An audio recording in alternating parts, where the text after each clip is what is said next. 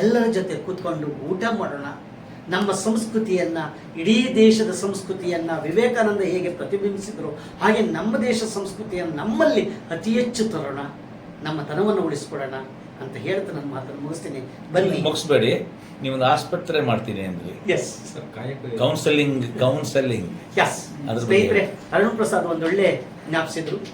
ನನಗೆ ಈ ಮೋಸ ಹೋಗೋದು ಯಾರು ಅಂದರೆ ದುರ್ಬಲ ಮನಸ್ಸು. ಸ್ವಾಮೀಜಿ ಹತ್ರಕ್ಕೆ ಹೋಗಲಿ, ಮಂತ್ರವಾದಿಗಳ ಹತ್ರಕ್ಕೆ ಹೋಗಿ ಮೋಸ ಹೋಗಿರೋರು. ಇವತ್ತಿನ್ನೂ ಒಂದು ನಾನು ಹೇಳೋದು, ಸಾಮಾಜಿಕ ಜಾಲತಾಣ ಬಂದು ಅತಿ ಹೆಚ್ಚು ಜಾಹೀರಾತು ಕೊಟ್ಟು ಮೋಸದ ದಾರಿಗೆ ಒಳಗಾಗಲು ಮಾಡ್ತಾರೆ. ಯೋಚನೆ ಮಾಡಿ. ನಿಜವಲ್ಲ, ನನ್ನ ಪ್ರಕಾರ ಪಂಚಾಂಗಕ್ಕೆ ಬೆಲೆ ಕೊಡುವಷ್ಟು ಬದಲು ಪಂಚ ಅಂಗಗಳ ಕಡೆ ಗಮನ. ಮನೆಯ ವಾಸ್ತುವಿಗಿಂತ ಮನಸ್ಸಿನ ವಾಸ್ತುವಿನ ಕಡೆ ಗಮನ.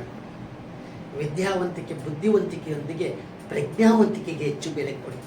ಯಾವಾಗ ಈ ದುರ್ಬಲ ಮನಸ್ಸುಗಳು ದಾಸ್ಯದ ಸಂಕೋಲೆಯಲ್ಲಿ ಭಯ, ಆತಂಕ, ಖಿನ್ನತೆಗೊಳಗಾಗಿ ಇಲ್ಲಿ ಮೋಸ ಹೋಗ್ತಿದ್ರು. ಬನ್ನಿ.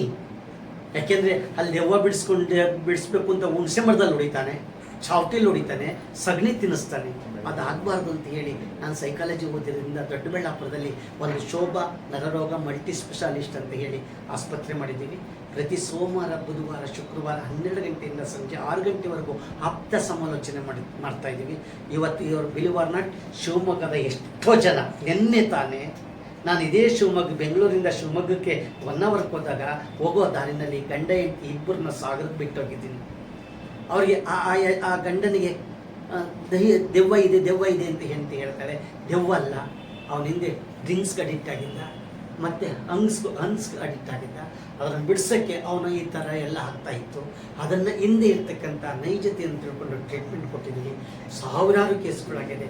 ಬನ್ನಿ ಸ್ನೇಹಿತರೆ, ನಿಮ್ಮ ಮನೆಯಲ್ಲಿ ಮಾನಸಿಕ ಖಿನ್ನತೆಗೆ, ದೆವ್ವ ಮೈ ಮೇಲೆ ಬಂದಾಗ ಒಂದು ರೀತಿಯ ಬಾಡಿ ಲ್ಯಾಂಗ್ವೇಜ್ ಚೇಂಜ್ ಆಗುತ್ತೆ, ಉನ್ಮಾದಕ್ಕೊಳಗಾಗ್ತಾರೆ.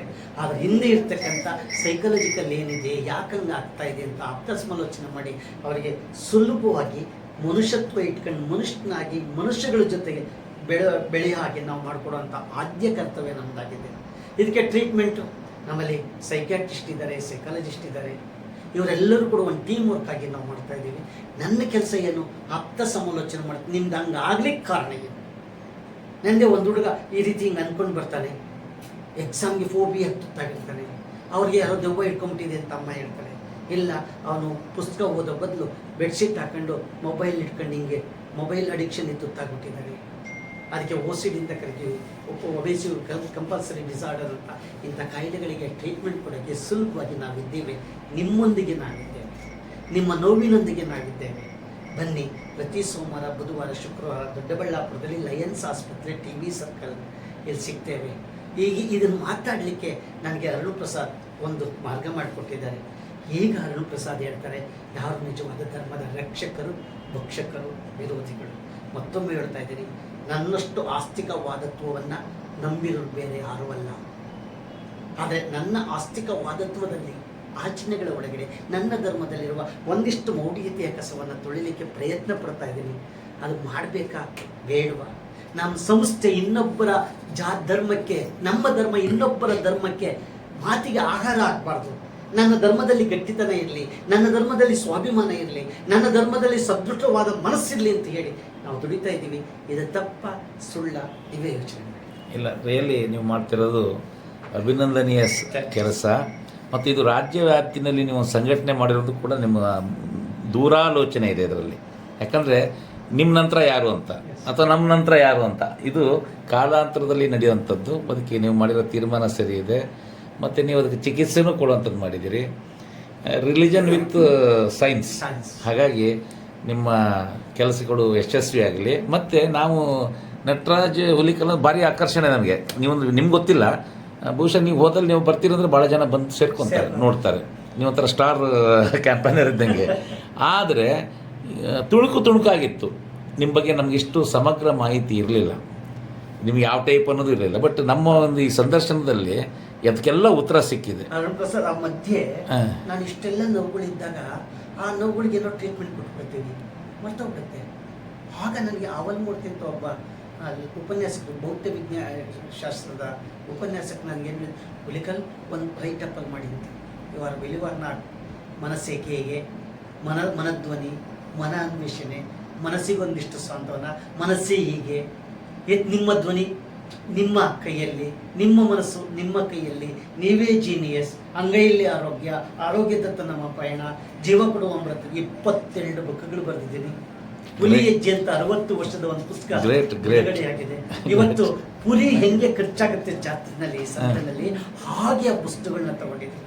ಇವತ್ತು ಸತ್ಯ ಹೇಳ್ತೀನಿ, ನಾನು ಸ್ವಲ್ಪ ಇಷ್ಟು ಮಟ್ಟಿಗೆ ಕೂತ್ಕೊಂಡು ಹಿಂಗೆ ಮಾತಾಡೋಕ್ಕಾಗುತ್ತೆ ಅಂದರೆ ಆ ಪುಸ್ತಕಗಳು ನನ್ನಿಂದ ಮಾರಾಟ ಆಗಿವೆ.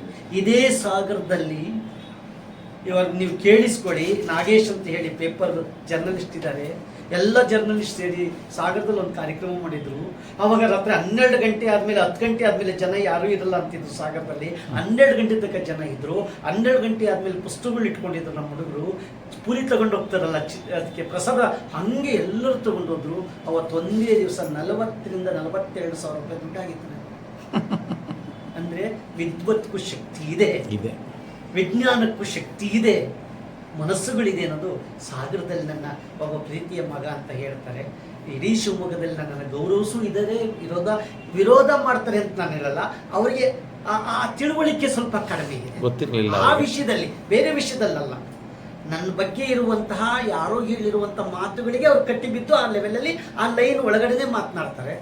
ಆದರೆ ಆ ಲೈನಿಂದ ಹೊರಗಡೆ ಬಂದು ಬ್ರಾಡಾಗಿ ನಿಜವಾಗ್ಲೂ ನಾನು ಆಗಲೇ ಹೇಳಿದ್ನಲ್ಲ, ಎಷ್ಟೋ ಸ್ವಾಮೀಜಿಗಳು, ಎಷ್ಟೋ ಮಂತ್ರವಾದಿಗಳು, ಎಷ್ಟೋ ಪೂಜಾರರು ಒಲಿಕಲ್ ಮಾಡ್ತಾ ಇರೋದು ನಮ್ಮ ಧರ್ಮದ ಕಸ ತೊಳಿತಾ ಇದ್ದಾರೆ ಅಂತ ನಾನೇ ಕೇಳಿದ್ದೀನಿ.